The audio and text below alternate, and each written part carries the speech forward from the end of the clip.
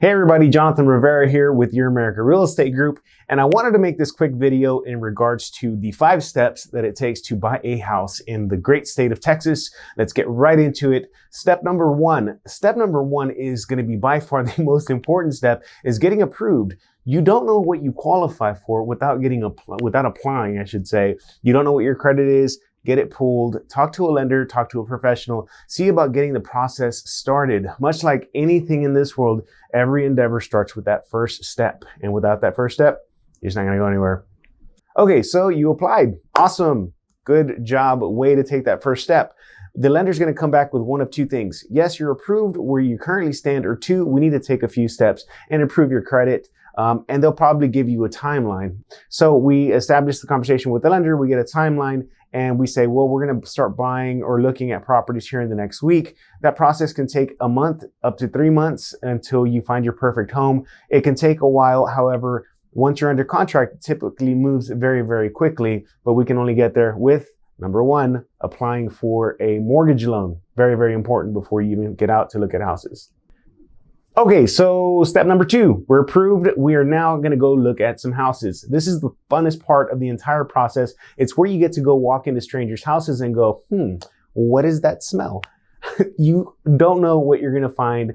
Pictures are great. Pictures are beautiful. But what we're looking for is that dream home, the thing that you are hoping to go from your apartment to, your home ownership, or from home A to upgrade, or you never know, even downgrade in some cases. Going into other people's homes is entertaining. It's fun because you can try and imagine yourself being there in the near future. And it's just, overall, it's fun. Everybody loves it. It's the best part. But that does take us to a few questions. Mainly, what's the drive look like, right? What is the interest rate? What are the school districts? What are my taxes? Taxes they can vary wildly depending on what you got going on in that community and what your local tax rate is.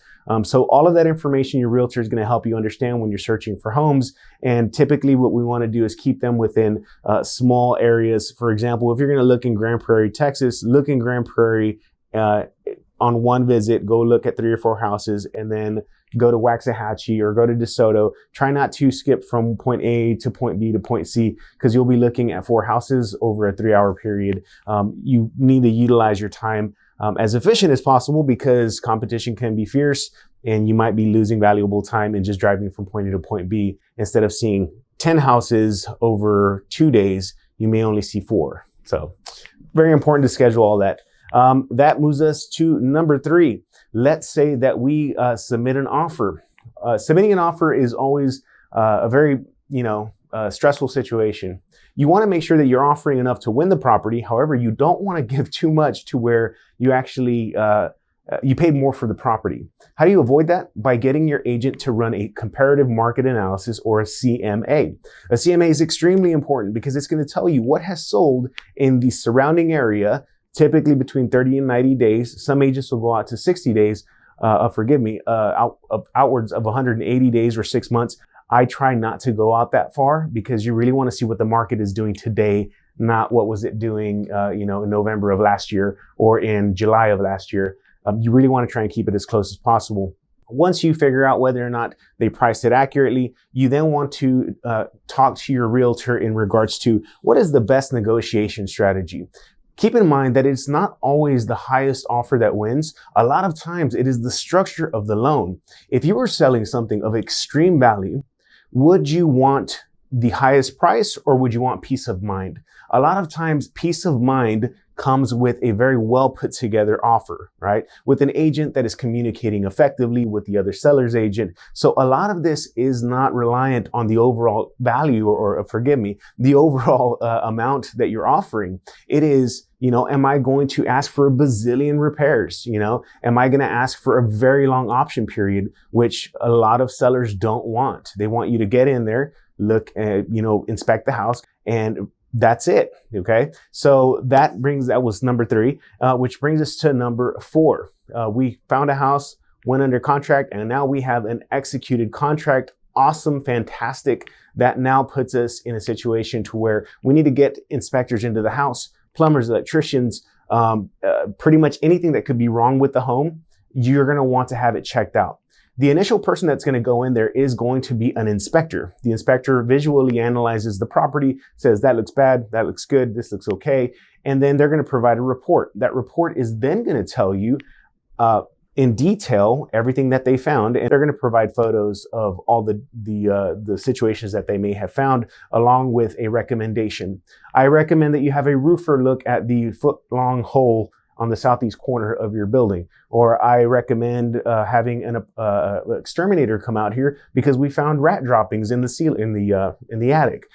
You never know what that report's going to say, but that report is going to dictate a lot of how you're going to move forward with your realtor. Okay.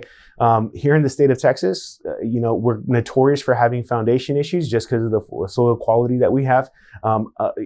In my mind, what you're really trying to find out is, do you have foundation issues, and when was the last time that you had a new roof? All the other stuff obviously being important. Try not to make such a huge issue out of it being cosmetic, because it could very well cost you the offer. Okay, so let's say that you went under contract, you got your inspectors out there, everything came back, and you guys are good. You made it past the negotiations, and you are now past option. You are headed straight towards the closing table. I like thinking of this situation and time in the transaction as walking down the aisle. At this point, there's no turning back. At this point, the buyer has committed to buying and the seller has committed to selling, and you guys are going to execute this. All of the financing has been approved. You've made it past underwriting if you're the buyer. The seller has half of their stuff all boxed up. We're about 7 days out, and that's typically where you will get the appraisal on the property.